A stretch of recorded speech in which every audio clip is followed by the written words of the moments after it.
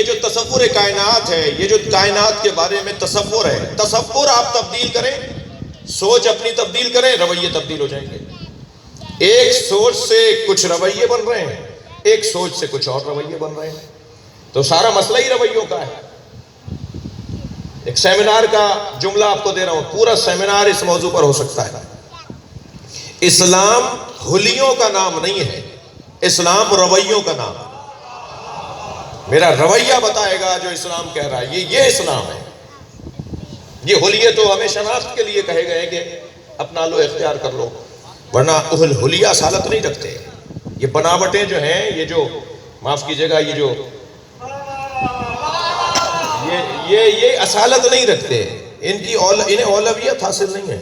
یہ ضمناً ہے، ذیلاً ہے، عارضی طور پر ہیں، یہ عارض ہوئے ہیں، یہ وارد ہوئے ہیں، یہ اصالت نہیں رکھتے۔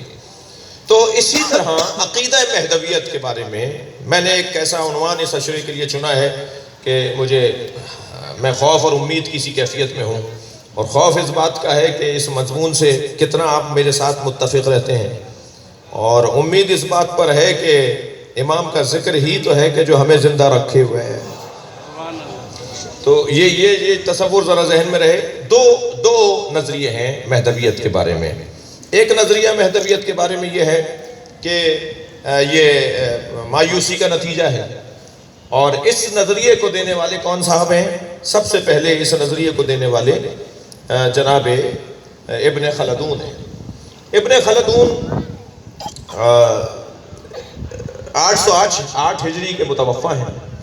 سب سے پہلے انہوں نے یہ بات کی کہ یہ من گھڑت نظریہ ہے، اور ان کی پیروی میں 4 اور لوگ بھی ہماری صدی کے اندر ہمارے دور میں سامنے آئے جنہوں نے کہا یہ من گھڑت ہے، اور جو انہوں نے کہا کہ یہ من گھڑت ہے ان کے پاس دلیل کیا ہے؟ تو ایک دلیل ان کی یہ ہے کہ امام بخاری رحمۃ اللہ علیہ نے اور امام مسلم نے نہ صحیح بخاری کے اندر اور نہ ہی صحیح مسلم کے اندر مہدویت کے بارے میں، امام مہدی کے بارے میں کوئی حدیث نقل نہیں کی۔ جب یہ اتنی اہمیت کا حامل موضوع تھا تو پھر امام بخاری کو کوئی حدیث دینی چاہیے تھی، امام مسلم کو کوئی حدیث نقل کرنی چاہیے تھی۔ یہ ایک موٹا سا اعتراض ہے جس پر میں چاہوں گا کہ ہمارا جواب بھی سنتے جائیے۔ صلوات پڑھیں ذرا محمد و آل محمد۔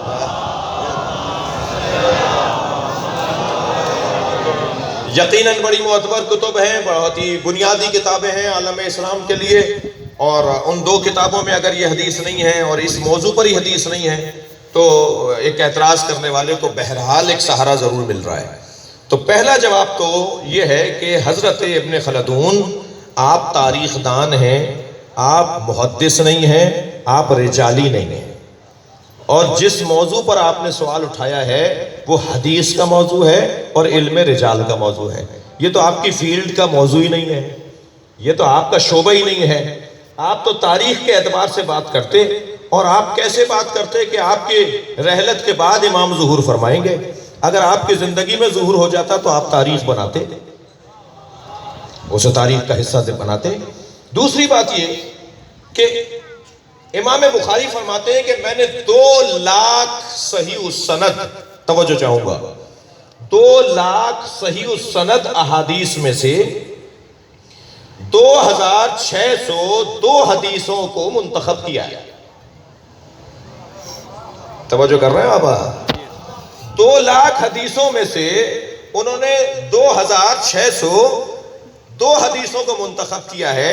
کہا میں نے چنا ہے، وہ حدیثیں جو چھوڑ دی وہ بھی صحیح تھیں، مگر ظاہر ہے ایک حد ہے، میں ایک محدودی مجھے لکھنا تھا، میں نے ان میں سے کچھ کا انتخاب کر لیا۔ جب وہ خود کہہ رہے ہیں کہ میں نے اکثریت، غالب تعداد حدیثوں کی لکھی ہی نہیں ہے، تو آپ کیسے کہہ سکتے ہیں کہ انہوں نے نہیں لکھا؟ ایک صلوات اور پڑھ لیں محمد و آل محمد۔ بھائی خالصتاً علمی گفتگو ہے، میرے جگر کا خون لگ رہا ہے اس مضمون کے اندر، اور آپ کی توجہات میں ہمیشہ سے زیادہ چاہوں گا، کیونکہ خالصتاً یہ ایک مدرسے کی بحث ہے جو یہاں میں چھیڑ بیٹھا ہوں۔ دوسرا جواب ان کو یہ ہے۔ تیسرا جواب یہ کہ 6000 سنی شیعہ علماء نے امام مہدی کے بارے میں 6000 حدیثیں، صحیح حدیثیں 6000 ہیں۔ کتنی؟ 6000 صحیح حدیثیں ہیں جو سنی شیعہ علماء نے لکھی ہیں امام مہدی کے بارے میں۔ تو کیا ان ساری حدیثوں کو پڑھ لیا گیا؟ جو یہ اعتراض کیا جائے کہ صحیح حدیث نہیں مل رہی، من گھڑت ہے۔ چوتھی بات توجہ چاہوں گا، اور چوتھی بات یہ ہے کہ صحاح ستہ 6 کتابوں پر مشتمل مجموعہ کتب کو کہا جاتا ہے۔ اگر امام بخاری نے نہیں لکھا، بھائی انتہائی مہذب علمی انداز سے بات کر رہا ہوں، اگر امام بخاری نے نہیں لکھا، امام مسلم نے نہیں لکھا، تو اور بھی تو 4 کتابیں ہیں، ان سب نے تو امام مہدی کو لکھا ہے۔ صلوات پڑھیں محمد و آل محمد۔ جی اچھا، میں اسی مرحلے پر آج ایک مسئلہ ہوا، اور وہ آپ سب کو پتا ہے کہ کیا ہوا۔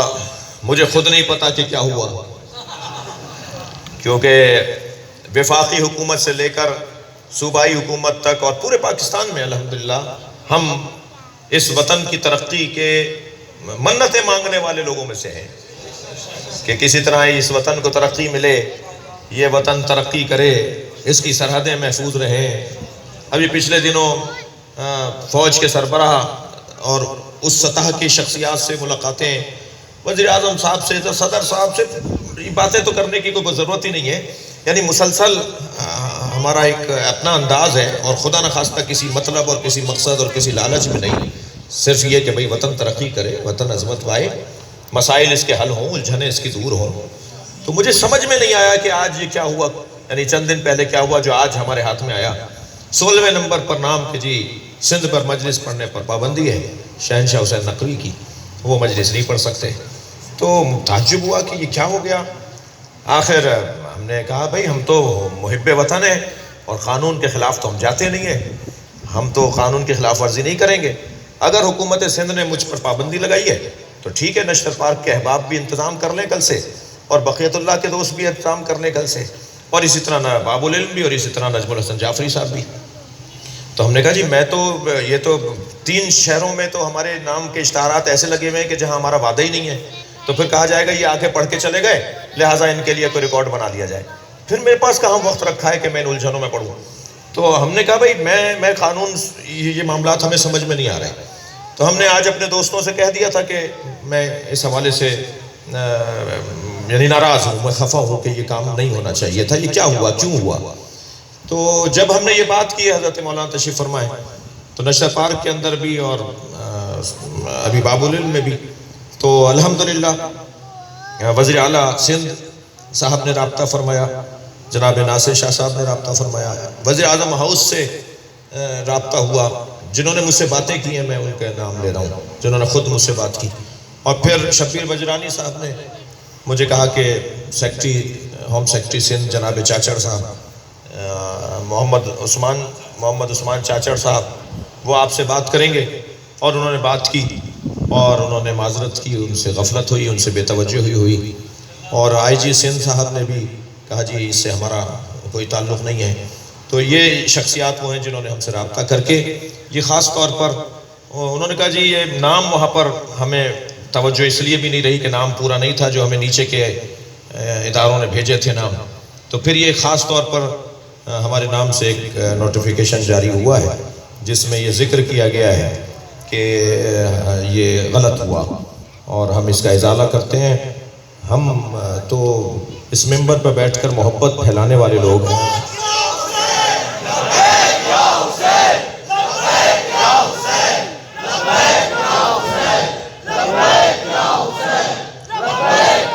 بلند تر صلوات پڑھیں گے محمد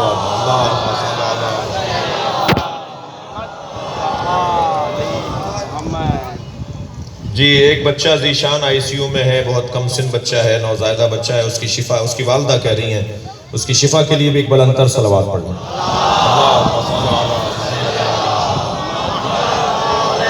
تو میں شکر گزار ہوں پاکستان کے ریاستی اداروں کا، فوجی اداروں کا، ایجنسیوں اور شخصیات جو مختلف اداروں میں ہیں، وہ ہمدردی کر رہے تھے، مسلسل رابطے میں تھے۔ ہمارے بھائی عرفان صاحب نے، ہماری نجم الحسن جعفری صاحب نے، نشتر پارک کی انتظامیہ نے، حضرت مولانا نے، سب نے بہت ہی سنجیدگی سے اس مسئلے کو لیا، اور پھر سندھ حکومت نے، سب نے تقریباً ہم سے بات کر لی ہے۔ وقار مہدی صاحب نے، ناصر شاہ صاحب، اللہ ان کو اپنے حفظ و امان میں رکھے، وزیر اعلیٰ صاحب اور اسی طرح چاچڑ صاحب نے تفصیل سے، میری خواہش تھی کہ مجھ سے وہ بات کرے جس نے میرے اوپر پابندی پر سائن کی ہے، تو میری خواہش بھی انہوں نے پوری کی اور ان سے بات کروائی۔ میں یہی سوچ رہا تھا کہ یہ غلطی ہوئی ہے اور اس کا آئندہ بہرحال ان سے گزارش ہم نے کی ہے ٹیلی فون پر بھی، اور اب بھی آپ کے توسط سے بھی کر رہا ہوں کہ یہ طریقہ کار کو ذرا بہتر کیا جائے، اور ان لوگوں کے نام بھی ہوتے ہیں جن کی رحلت ہوئے 10 سال گزر چکے ہوتے ہیں اور ان پر بھی پابندی لگ رہی ہوتی ہے، اور پھر ایسے ایسے نام، علامہ ساجد نقوی کا نام ہے اس لسٹ کے اندر جس میں میرے اوپر 16ویں نمبر پہ پابندی ہے، 4تھے نمبر پہ علامہ ساجد نقوی کا نام ہے، مولانا مدد علی ملا کا نام ہے، مولانا منظور سولنگی صاحب کا نام ہے، اور ایسے ایسے اچھے پڑھنے والے جو ہمیشہ، میں ان کو ذاتی طور پہ جانتا ہوں کہ انہوں نے ہمیشہ قوم اور ملت کی خدمت کی ہے، پاکستان سے محبت کی ہے۔ 14 اگست کو وہ جلسے کرتے ہیں، ریلیاں نکلواتے ہیں، ایسے ایسے لوگ بھی ہیں جن کے نام۔ تو آئندہ اس طرح کے لیٹرز تیار کرتے وقت آپ کو جو نیچے سے آپ کو جو آپ کے مخبرین ہیں نا، ان کی اصلاح کی ضرورت ہے۔ صلوات پڑھ لیں ذرا محمد و آل محمد۔ بھئی اس سے بہتر صلوات۔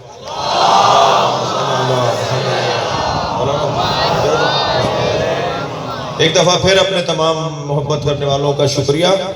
چلیں اپنے مضمون کی طرف۔ تو سوال یہ ہے کہ یہ روایت تو کتب صحاح ستہ کے اندر، دیگر کتابوں کے اندر موجود ہے، خود امام بخاری نے بھی لکھا ہے۔ وہ کون سی روایت ہے جو امام بخاری نے لکھی ہے؟ امام بخاری نے صحیح بخاری کے اندر ایک روایت لکھی ہے جس کے چاروں شارحین، صحیح بخاری کی 4 معتبر مشہور شرحیں ہیں، عمدۃ القاری، فتح الباری، ارشاد ساری، فیض الباری، یہ چاروں مشہور جو شرح صحیح بخاری ہیں، چاروں کے مؤلفین نے لکھا ہے کہ امام بخاری کی یہ حدیث جو امام مہدی کے بارے میں ہے، اس سے مراد امام مہدی ہے۔ وہ حدیث کیا ہے جو امام بخاری نے اشارتاً لکھی ہے؟ وہ حدیث سن لیجئے۔ امام بخاری حدیث نقل کرتے ہیں اپنی کتاب کے اندر، کیف انتم اذا انزل ابن مریم فیکم و امامکم فیکم، وہ کیسا منظر ہوگا جب عیسیٰ ابن مریم آئیں گے اور ان کا امام تم میں سے ہوگا۔ صلوات پڑھے محمد و آل محمد۔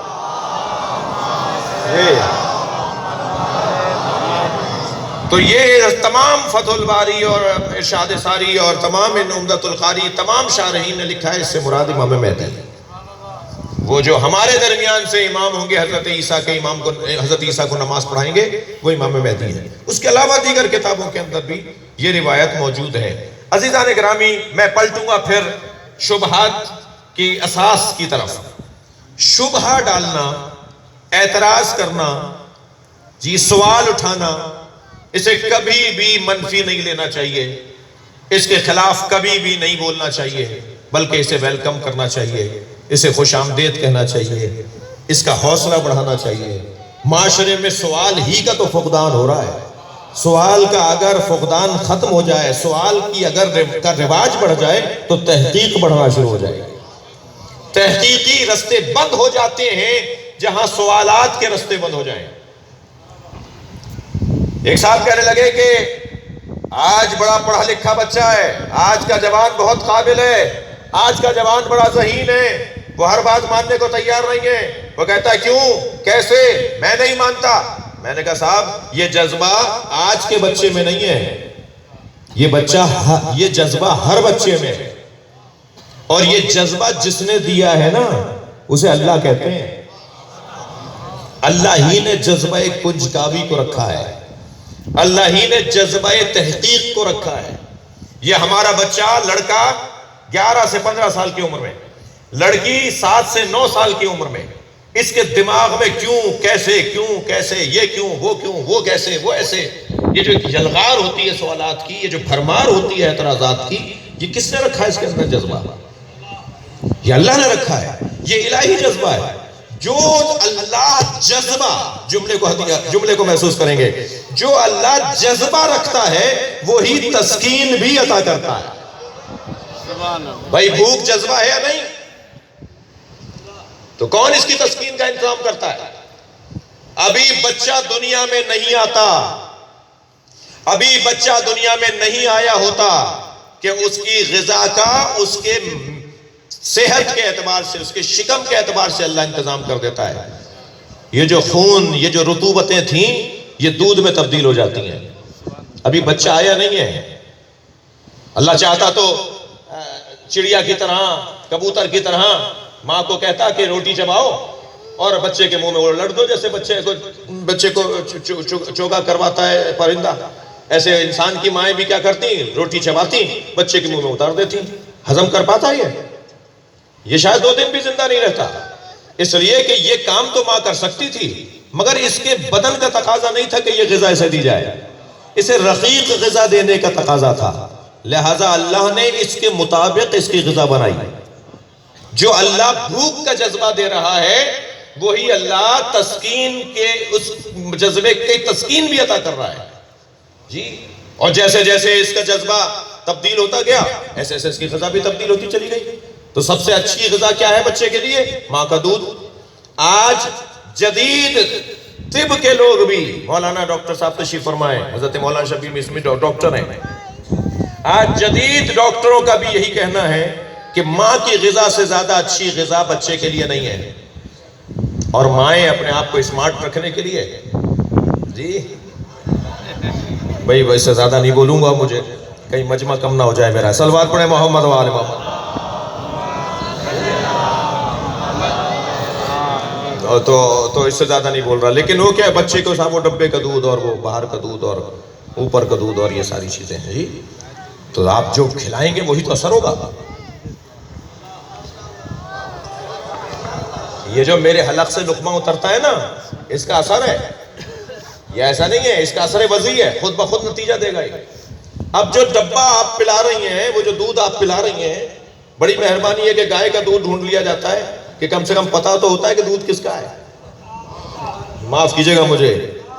اور وہ جو ڈبے میں آپ دودھ پلا رہے ہیں، آپ تحقیق کرتے رہیے. آپ نے اعتماد کر لیا کسی ادارے پر، اور آپ نے جتنا مسئلہ حساس ہوگا اتنی تحقیق بھی تو حساس ہونی چاہیے.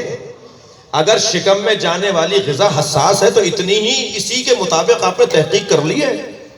یہ بچہ کیا نکلے گا بڑا ہو کر؟ کیا گل کھلائے گا یہ بچہ بڑا ہو کر؟ اس کی ابتدائی غذا ہی مشکوک ہے. صلوات پڑھیں محمد والے. بھئی اللہ نے آپ کو غذا دے کر بھیجا تھا، آپ کو ماں بنایا تھا. لہٰذا آپ اگر امانت میں خیانت کریں گے تو نتیجہ برا نکلے گا. بات آ گئی ہے تربیت اولاد کی، تو ایک جملہ اور سنتے جائیے. میرے مضمون سے ہٹ کر ضرور ہے، مگر میرا دل کر رہا ہے کہہ دوں. عزیزان گرامی، جس علاقے میں مجلس پڑھ رہا ہوں، اس طرح کے علاقوں میں، ضروری نہیں کہ سب یہیں ہوتا ہو، یہاں ہر طرح کے لوگ ہیں، لیکن اس طرح کے علاقوں میں ایک چھوٹی سی بیماری آئی ہے. توجہ ہے. وہ بیماری آئی ہے کہ اپنے بچوں کو اپنا دوست بنایا جا رہا ہے. میرا بیٹا میرا دوست ہے مولانا، میرے بیٹے کے ساتھ اتنا اچھا، میں اپنی اولاد کے ساتھ دوستوں کی طرح رہتا ہوں. میں نے ان سے کہہ دیا ہے، بیٹا تم مجھے اپنا دوست سمجھنا، کوئی بات مجھ سے چھپانا نہیں، ہر بات مجھے بتانا، میں تمہارا دوست ہوں. اللہ نے تمہیں دوست نہیں بنایا تو تم دوست کیوں بن رہے ہو؟ اللہ نے تمہیں دوست کب بنایا ہے؟ یہ اپنے بچے کے کاندھے پہ ایسے ہاتھ رکھے کہتا ہے میرا دوست ہے. کل کو یہ رکھے گا کاندھے پہ ہاتھ، یہ میرا دوست ہے. اور ابا بڑے فخر سے کہیں گے یہ میرا دوست ہے. اللہ نے دوست نہیں بنایا اسے. اللہ نے حجاب رکھا ہے، اللہ نے احترام رکھا ہے. یہ اگر دوست ہوتا تو کبھی بھی اس کے اوپر آپ کی ولایت نہ ہوتی. آپ کی اس پہ ولایت بتا رہی ہے کہ یہ آپ کے برابر نہیں ہے. جب آپ اسے بے تکلف کر دیں گے، معاف کیجئے گا میں نتیجہ دینے جا رہا ہوں، جب آپ اسے بے تکلف کر دیں گے اور بڑھاپے میں اس نے آپ کو اگر نکال دیا تو دوستوں کو تو گھروں سے نکالا جاتا ہے، پھر کس بات کی پریشانی ہے؟ جی میرے مولا کی خدمت میں ایک باپ اور ایک بیٹا، دلیل لے لیجئے. دسترخوان لگا ہوا ہے، حضرت قمبر کو آواز دے کر کہا قمبر بدنہ لے کر آؤ، لوٹا لے کر آؤ. دسترخوان پر مولا نے باپ کا ہاتھ دھلوائے، باپ کے ہاتھ دھلوائے. حضرت قمبر سے کہا تم بیٹے کے ہاتھ دھلواؤ. جب بیٹے کے ہاتھ دھو دیے تو حضرت قمبر سے، جب انہوں نے ان کے بیٹے کے ہاتھ دھو دیے تو مولا نے اس بیٹے سے کہا اگر اکیلے آئے ہوتے تو ہاتھ دھلواتا، میں دھوتا تمہارے ہاتھ. تم باپ کے ساتھ آئے ہو، تم برابر نہیں ہو. لہذا خدا کے واسطے اس والی فکر کی اصلاح کیجئے. یہ بیٹا ہے آپ کا، اسے بیٹا. صلوات پڑھیں محمد و آل.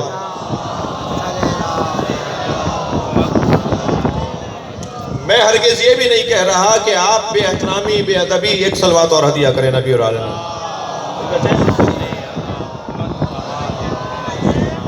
بے احترامی اور بے ادبی اور بدتمیزی اور ڈانٹ ڈپٹ اور جلادیت کی طرف بھی دعوت نہیں ہے. دعوت علی بھائی آگے آ جائے. آج بھی علی بھائی بھی سارے دن پریشان رہے اس حوالے سے. اللہم صلی علی محمد و آل محمد. ایک اور پاکستان کی ترقی کے لیے صلوات پڑھیں.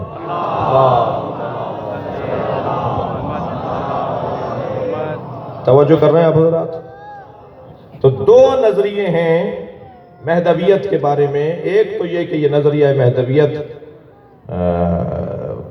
مایوسی کا نتیجہ ہے اور جس کے اوپر دلائل یہ دیے گئے ہیں. اور دوسرا یہ کہ اچھا جو شبہات ڈالے گئے ہیں، تو میں پہلے تو دوبارہ اس جملے کو بہتر کر رہا ہوں کہ اعتراضات جب ہوں، شبہات جب ڈالے جائیں تو اس پہ ناراض نہیں ہونا چاہیے. ہمیں اسے قبول کرنا چاہیے، ان اعتراضات کو سننا چاہیے، ان کے جوابات کو تیار کرنا چاہیے. اعتراض کا ہونا، جملہ محسوس کریں، اعتراض کا ہونا برا نہیں ہے، جواب کا نہ ہونا برا ہے. جواب ہونا چاہیے نا آپ کے پاس. اگر آپ حق پر ہیں، سچ پر ہیں، آپ اپنے نظریے میں پختہ ہیں، تو آپ کے پاس جواب ہونا چاہیے اور تلاش کرنی چاہیے. اور میں تو